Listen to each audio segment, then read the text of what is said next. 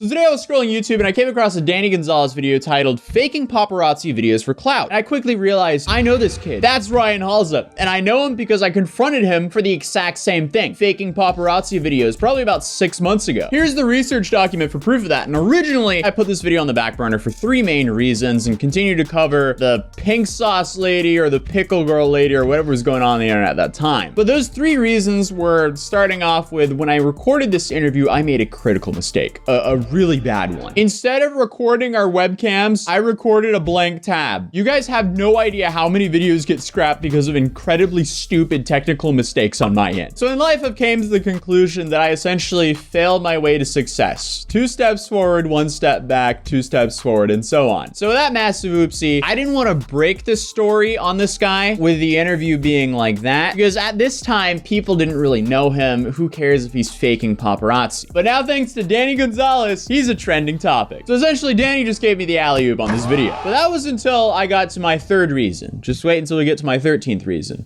That was a joke. My computer that had the interview on it got fried while I was on vacation in Colorado. When I push the button, nothing's happening. Uh-oh. Which brought me back to square one. But because of all this, I thought, hey, might as well take apart the computer, take out the hard drives, and pray they weren't fried. Here in my garage, we're trying to fix and recover a drive that has an interview I really desperately need. And with a little bit of tinkering and a lot of prayer, we found out they still worked. Is that my drive right there? Please finish.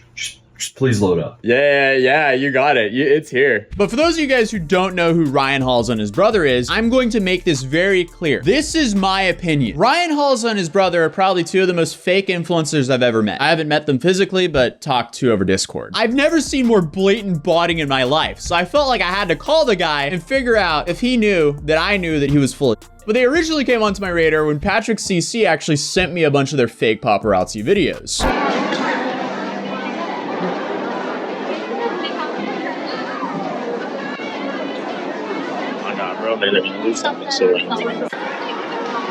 Yeah, it's just obviously so fake. I fucking call you and I'm getting on fire, man. Or I say you let me out of here, bro. Back the fuck up. Oh my god.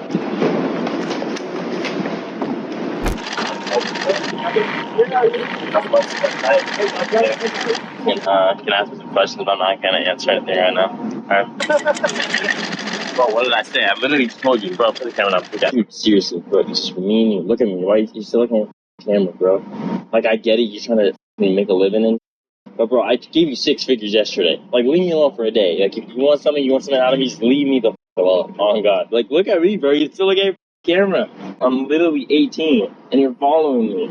I get it, though. You know, we're the biggest right now. Do you want to make that bag? Oh, and you gave the person who's stalking you 6 figures? Sure, bud. And dude's really taking manifesting to a whole new level because I have never heard of anyone who's heard of this guy. It's cringe that he's making these, but what makes it so much worse to me is when I call him, he'll sit there and lie to me and claim that they're real. So here's this very interesting Discord call I had with Ryan Halsa. So for the people who don't know who are you, man? I would say the future of social media, but I'm kind of like the trending topic right now, I guess, on social media. A lot of people, I see DMs I get a lot. I blew up off Instagram Reels like a year ago, and I took like a kind of like a break. I came back to Reels. I was sitting at like 1 mil for a little. After like a year and a half of doing that, I did like 1 paparazzi because I know like all those paparazzis were organized, and I did one with like Hollywood Fix. And then after that, like a month later, someone saw me at like a Panera Bread and filmed me. And it wasn't even traditional paparazzi, just some guy filming me. And then it got like 6 million views, I think. And then he did it again the next day. And that got like 4 mil. And then the next day. And then now there's just videos. People will clip them and post them on TikTok. And there's like thousands of videos. And it's blowing up fast right now. So it's crazy. Wow. So what do you do for a living? Like, is it social media, Instagram, or? Yeah, social media right now. So that's just, I just make money off of my Reels, and then I have like brand deals and stuff. Oh, okay. Yeah. Does Reels actually pay money? They pay pretty good. I mean, if you're nice and you have a good, if like I'm exclusive with Instagram. So, yeah. Oh, okay. Yeah, because in your bio it says Meta exclusive influencer. Yeah. So it's just like. You have a contract with Instagram, kind of. Oh, okay. But it's, I signed to Viral Nation, so it's like a social media agency. I signed to them like a couple weeks ago, so Awesome. Congratulations. One of the biggest giveaways for botted accounts is normally they turn off the comments because it's really hard to make botted comments look real. So then you either bot your comments and it's very obvious that you're botting, or you don't bot your comments and you only have like 5 comments but 500,000 likes on your photo, and that just looks very off as well. So this is why I wanted to ask him this. So my next question is, why are your Instagram comments turned off? I used to turn them off. Like, I had this campaign, it was for suicide prevention. It's called Turn Off Comments, Turn Off Bullies. Because when I did social media back as a kid, I used to vlog. I got like severely bullied for it in the comments, and it led to like some pretty dark moments with myself, with suicide and stuff like that. Luckily, I made it out. I had some really good people around me and parents that kind of showed me that that's okay what I was feeling, and it's not abnormal. So I made a campaign and I started about that. But I did turn it off. I did turn my comments on the last couple ones, and I'm like turning them on from now on. My last 2 Instagram posts, I think, had comments on, but just because I kind of want to have more engagement with my new audience that I'm getting. But I still do talk about it because I am really passionate about it, and it's a super big topic in my life. And I'm always, I have friends that have actually passed away from that. So.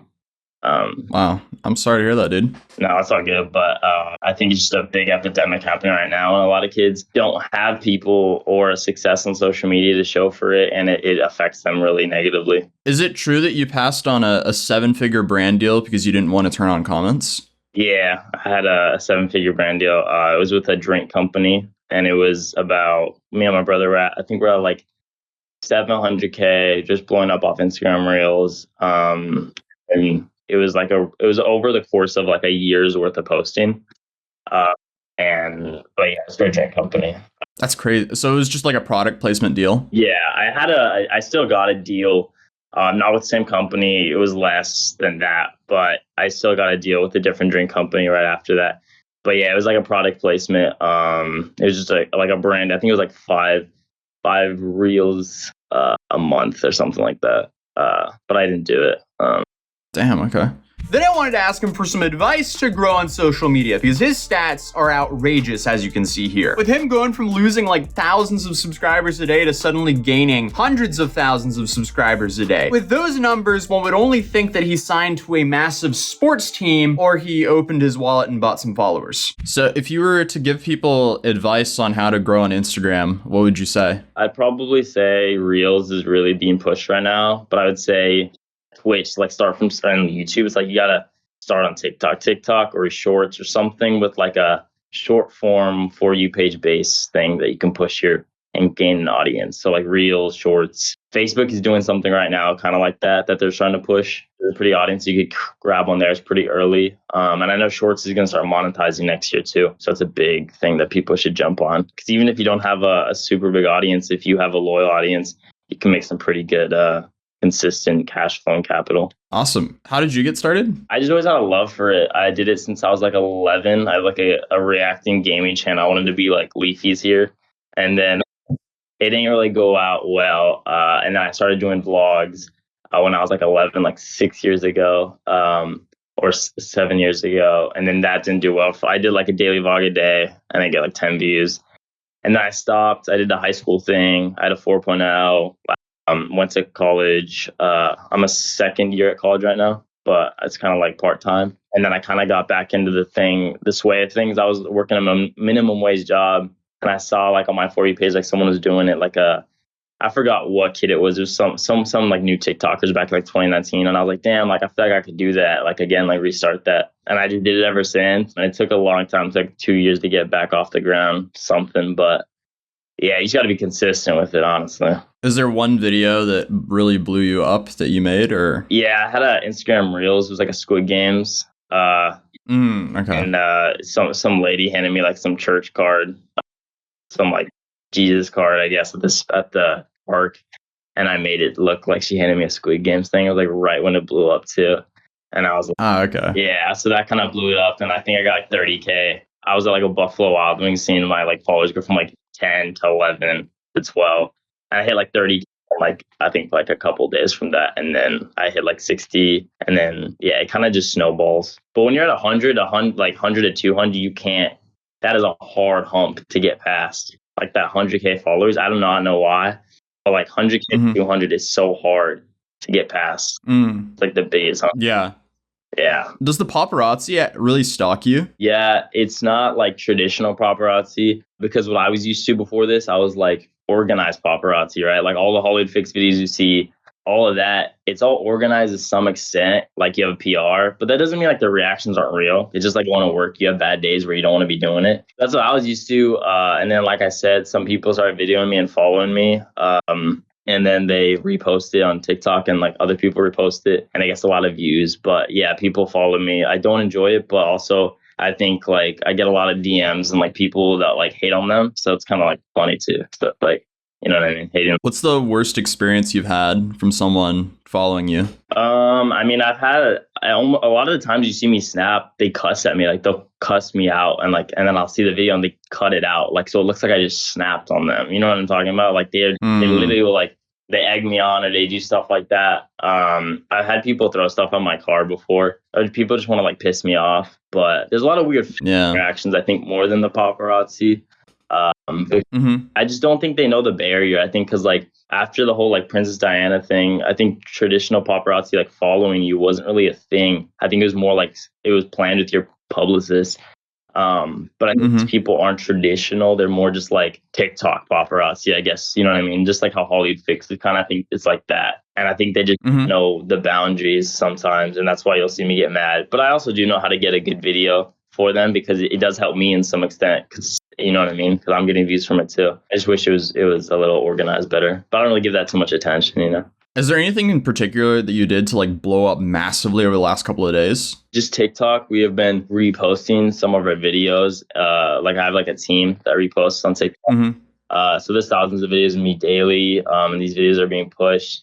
But also just the paparazzi. Like if a video does really well or like is blowing up, I see that. But also like, yeah, I'm not even on TikTok, so I think a lot of people just go straight to my Instagram. And then we've been starting to post it on YouTube Shorts, which has been doing pretty well. That's wild. No, thank you so much for your time. Do you have anything you want to say to people? I want to say that I think that the reason that I think I'm going to be so big as like an influencer, I guess, in Hollywood is because like I'm not in it for like the financial basis of it. Like I'm not here to get just super rich. Because if I was doing that, I would just go to drop shipping. So I feel like social media is like a sport to me. Like I train really hard for it. I work really hard at it to make sure I'm just doing the best. And there's a lot coming in the next couple months. And people like these traditional influencers coming for their spot, you know, to show. Because no one can be called a social media star when like the number one person on Instagram is Ronaldo. Like he's a soccer player.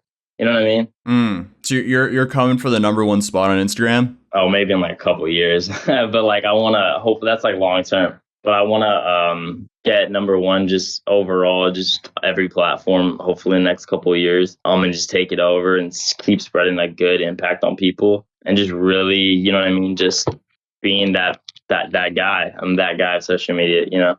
So. Hell yeah. I love the ambition. I hope you do it, man. Course. Best of luck, dude. Thank you for your time. And when this interview ended, since he was kind of promoting how much traction he was getting from TikTok, I asked him for what his TikTok was. So he replied, "Don't have one, huh? Someone has that user, so I'm trying to get it right now so I can make that one." Then a couple days later, he replied, "Ayo, let me know when the interview comes out. I'll post it on my story." So I then replied, "Got some info from a verifiable source that you're botting your following, so unless you can prove this wrong, I'm gonna drop the video." He then replied, "You hit me up, so if you don't want to do the video, don't do the video. I never feed into the conspiracy stuff, so next time, just don't waste my effing time." I then replied, "So are you 100% legit?" To which he ghosted me. So here we are. I went way too soft on him. I just wanted to know, how long would he just sit there and lie to my face? And I don't know if you guys noticed this contradiction, but he said he blew up because his team was working on his TikTok. So when I asked for his TikTok, he was like, "Oh yeah, I don't have a TikTok." Explain the influx of followers then, bud. But hey, thank you again for the alley-oop, Danny. And also, welcome to dad life. It is the most tiring thing that you will ever do in your life, but also it'll be the most rewarding thing. At least it was for me. I've just gotten used to sleeping 3 to 5 hours a night at this point, but hey, they say it gets better. But if you thought this story was wild, this influencer was arrested for marrying a fan to scam him. Yeah, you heard that right. So I recommend checking out that story because it is just insane. And I'll see you guys in the next video. Peace.